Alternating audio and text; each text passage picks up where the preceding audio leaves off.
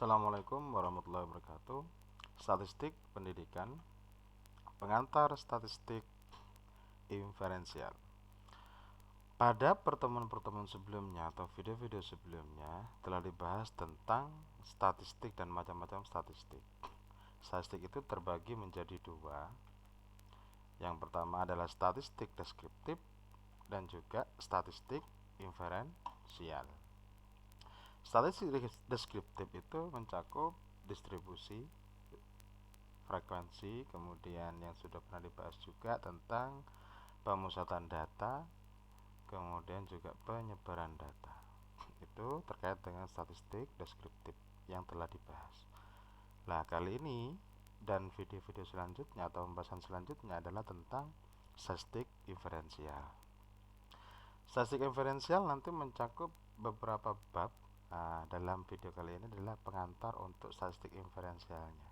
Jadi sebelum masuk pada bab-bab tentang uji perbandingan, uji korelasi, dan lain sebagainya, maka ada yang perlu kita pahami terlebih dahulu terkait dengan statistik inferensial.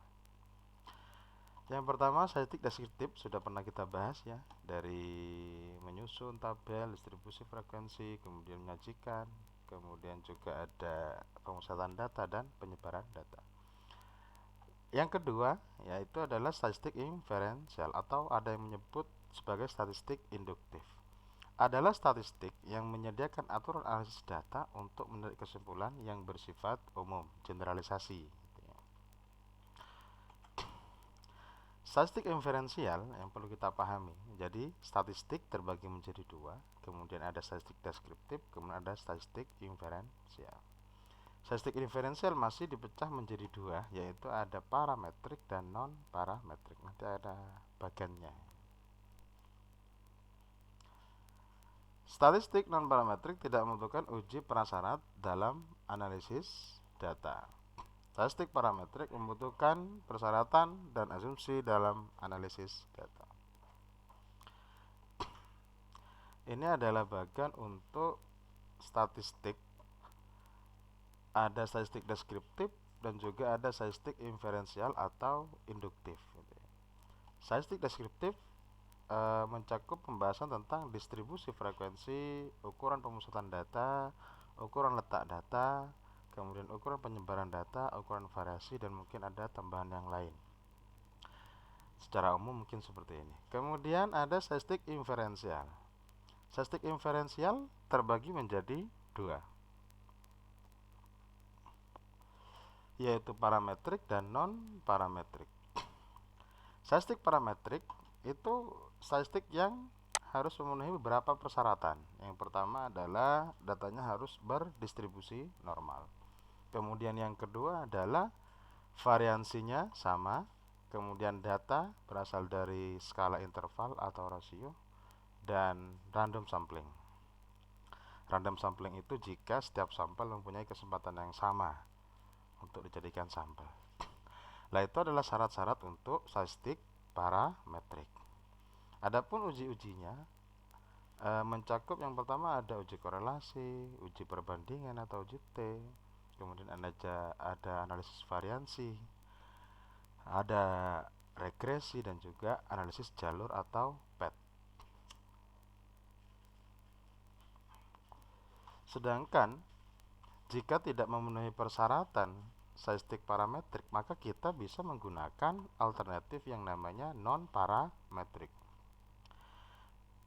Sederhananya, jika data kita tidak normal atau mungkin variasinya tidak sama, semua persyaratan ini mungkin secara umum sebaiknya dipenuhi, maka kita tidak perlu memaksakan diri untuk analisis parametrik.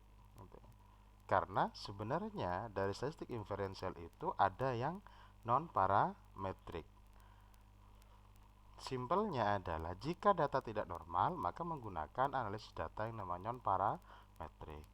Nah, statistik non-parametrik ini ada yang pertama ada uji tanda, kemudian ada Mann-Whitney, Wilcoxon, Kruskal-Wallis, kemudian ada Friedman dan Spearman. Jadi, secara umum dalam penelitian apapun yang bersifat kuantitatif, maka kita tidak perlu, sekali lagi, tidak perlu memaksakan diri untuk data itu berdistribusi normal atau mungkin variansinya sama atau homogen. Jika memang sudah tidak ada cara untuk menormalkan suatu data, kita tidak perlu memanipulasi, maka cukup mencari atau solusi alternatifnya adalah dengan analisis data non parametrik. Jadi ini adalah bagian terkait dengan statistik. Selanjutnya adalah tentang hipotesis. Sugiono 2015 membahas tentang hipotesis, yang mengartikan bahwa hipotesis adalah jawaban sementara terhadap rumusan masalah penelitian didasarkan pada teori yang relevan. Penggunaan hipotesis itu biasanya berlaku untuk penelitian kuantitatif. Namun untuk penelitian kualitatif itu tidak perlu menggunakan hipotesis. Meskipun pada akhirnya nanti pada penelitian kualitatif juga menghasilkan sebuah hipotesis. Misalnya hipotesis kerja dan sebagainya. Hipotesis terdiri dari dua macam. Yang pertama adalah hipotesis nol dan juga hipotesis alternatif. Kita notasikan sebagai H0 dan kita notasikan sebagai H1.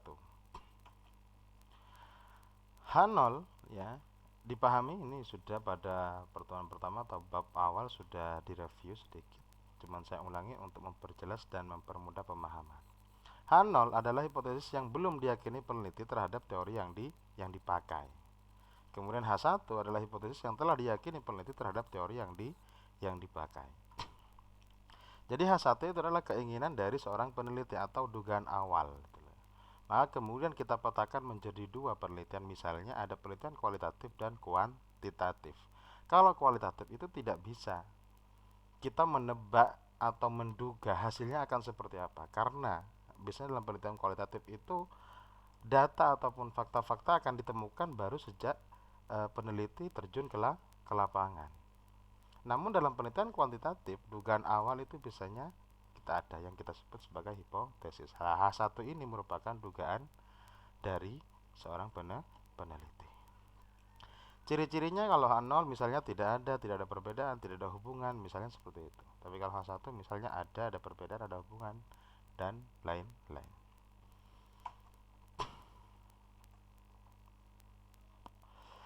Menurut Subhana 2020, hipotesis H0 dan H1 masing-masing terbagi menjadi hipotesis terarah dan hipotesis tidak terarah. Penggunaan hipotesis terarah maupun tidak terarah akan berpengaruh terhadap teknik analisis datanya. Jadi tergantung hipotesisnya. Jangan sampai kita keliru menentukan hipotesis kemudian yang berakibat pada analisis data yang juga keliru. Contoh untuk mempermudah pemahaman, misalnya ada hipotesis terarah H0 misalnya ya. Contoh yang pertama ada hipotesis terarah H0 tidak ada korelasi antara motivasi orang tua dengan keinginan anak belajar. Sedangkan H1-nya misal terdapat korelasi antara motivasi orang tua dengan keinginan anak belajar. Ini adalah contoh-contoh hipotesis terarah. Kebiasaan bermain gadget tidak berpengaruh terhadap sikap sosial anak. Kalau H1-nya kebiasaan bermain gadget berpengaruh.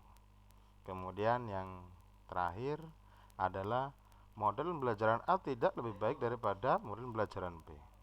Dan model pembelajaran B tidak lebih baik pada model pembelajaran B. Itu adalah terkait dengan hipotesis terarah. Bagaimana dengan hipotesis tidak terarah? Contoh dari hipotesis tidak berarah adalah misalnya, tidak ada perbedaan hasil belajar siswa yang ikut bimbel dengan siswa yang belajar mandiri. Itu contoh hipotesis nol yang tidak terarah. Sedangkan kebalikannya, H1-nya adalah terdapat perbedaan hasil belajar siswa yang ikut bimbel dengan siswa yang belajar mandiri. Jadi cuman dia mendefinisikan, menyatakan, ya pernyataan hipotesisnya ada, tidak ada perbedaan. Kemudian terdapat perbedaan, tapi tidak menunjukkan bahwa apakah yang ikut bimbel dengan yang belajar mandiri itu lebih baik nilainya atau bagaimana, itu tidak dijelaskan. Hanya saja tidak ada perbedaan atau terdapat perbedaan. Lah dalam hal ini misalnya berbeda kan bisa semakin berkurang nilainya yang ikut bimbel atau mungkin juga semakin baik.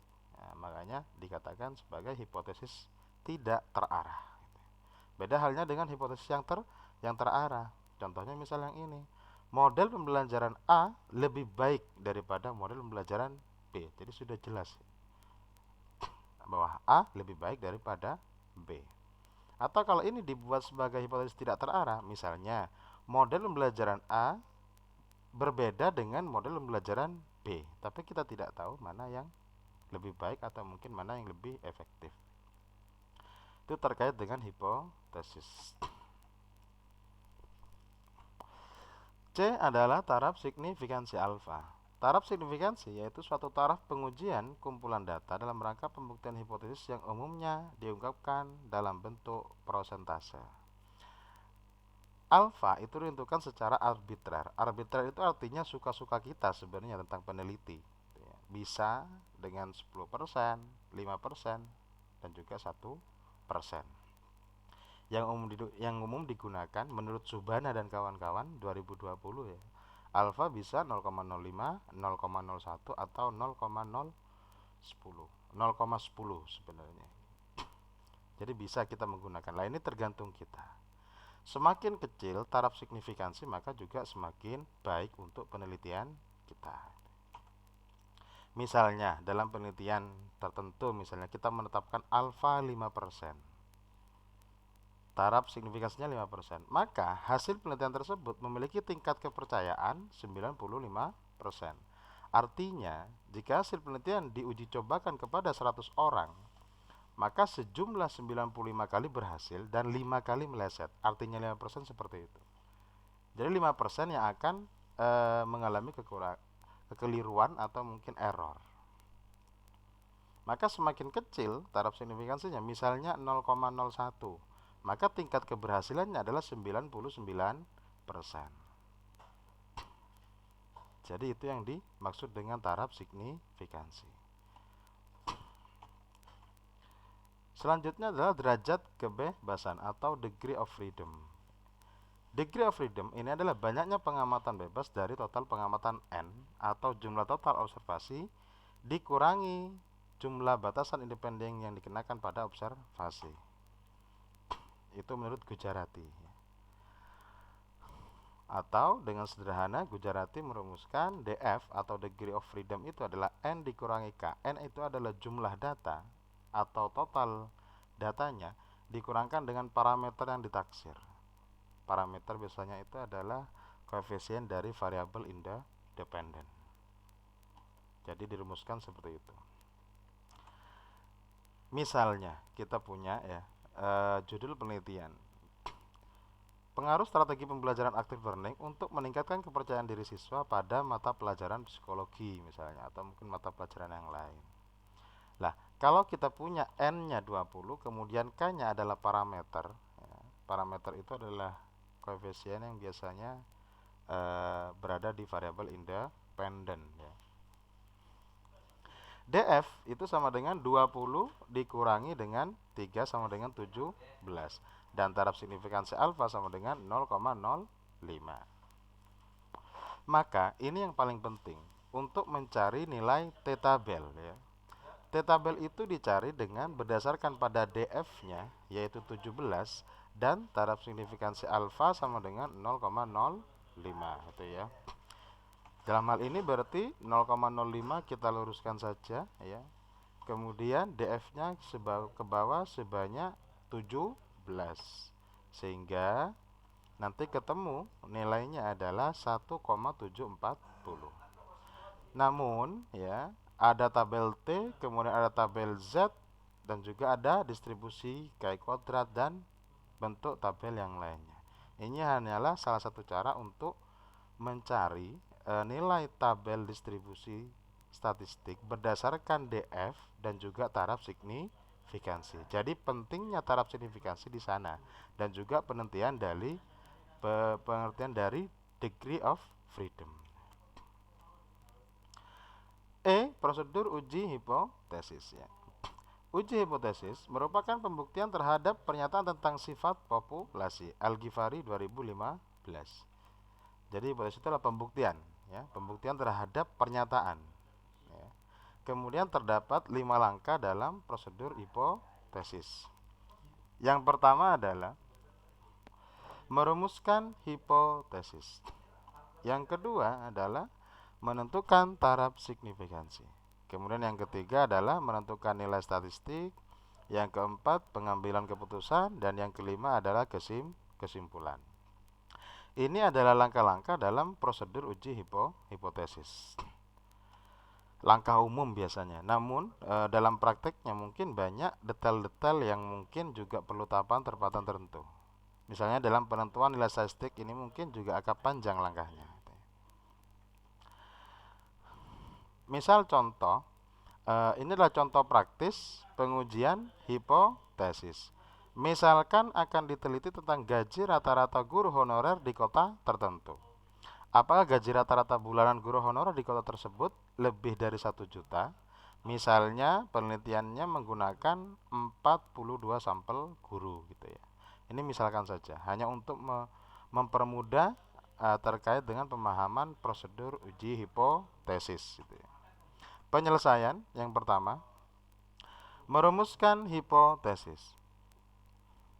Kita harus merumuskan terlebih dahulu karena penelitiannya adalah tentang gaji rata-rata bulanan guru honorer di kota tertentu, apakah lebih dari 1 juta atau di bawah 1 juta.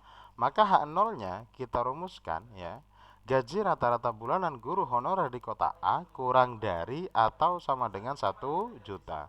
Kemudian H1 adalah gaji rata-rata bulanan guru honorer di kota A lebih dari 1 juta.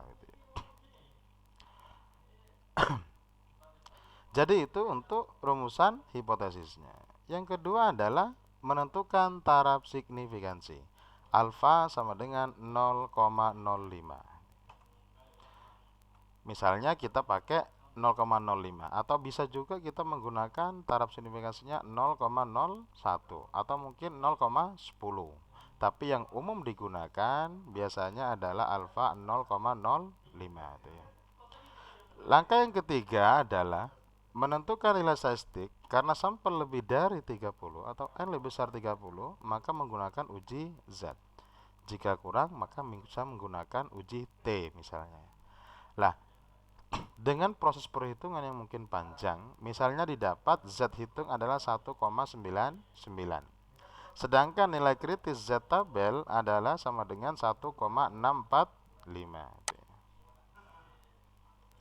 Nah, pengambilan keputusan berdasarkan dua hasil ini ya. Jadi prosesnya memang panjang untuk Z hitungnya ini, tapi untuk Z tabel caranya adalah tadi seperti halnya mencari nilai T tabel yang tadi pada pembahasan derajat kebebasan.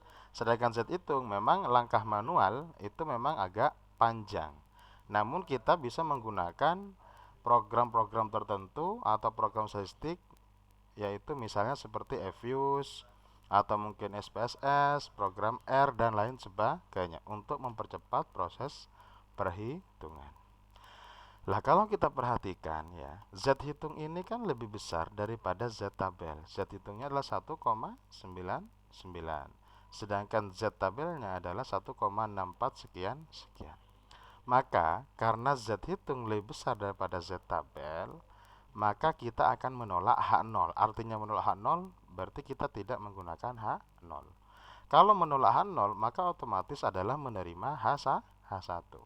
Karena pengambilan keputusan itu harus memilih antara H0 atau H1. Sedangkan grafik yang ini adalah daerah penerimaan dan daerah penolakan dari H0.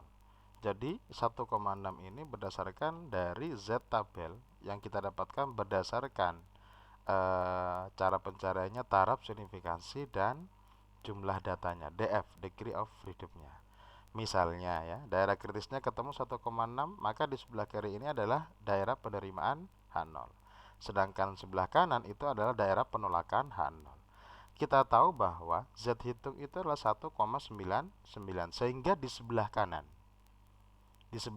dari 1,645 sehingga dia masuk pada daerah penolakan H0. Maka dari itulah H0 itu ditolak.